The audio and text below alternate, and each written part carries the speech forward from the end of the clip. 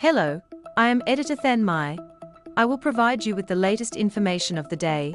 Democratic states sue Trump administration over school mental health funding cut. 16 Democratic-led states filed a lawsuit against the Trump administration Monday challenging the Department of Education's cuts to mental health funding for schools. In April, the Education Department announced the $1 billion cut to mental health funding, citing concerns with diversity, equity and inclusion (DEI) initiatives.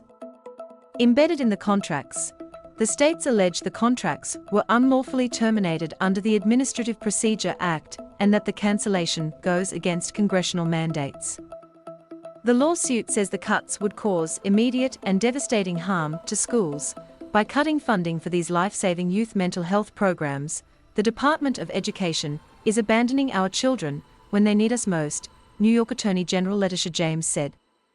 These grants have helped thousands of students access critical mental health services at a time when young people are facing record levels of depression, trauma, and anxiety.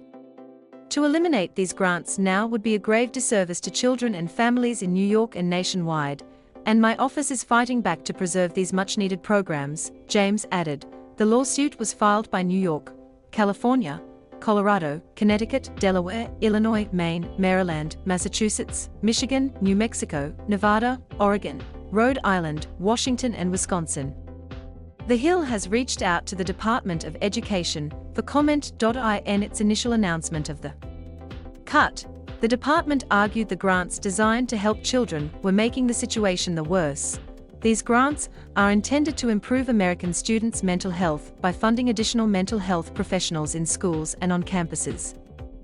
Instead, under the deeply flawed priorities of the Biden administration, grant recipients use the funding to implement race-based actions, like recruiting quotas in ways that have nothing to do with mental health and could hurt the very students the grants are supposed to help, said Marta Biderman, Deputy Assistant Secretary for Communications at the Education Department. We owe it to American families to ensure that taxpayer dollars are supporting evidence-based practices that are truly focused on improving students' mental health. She added, please like and subscribe to wait for the next information. Goodbye and see you again.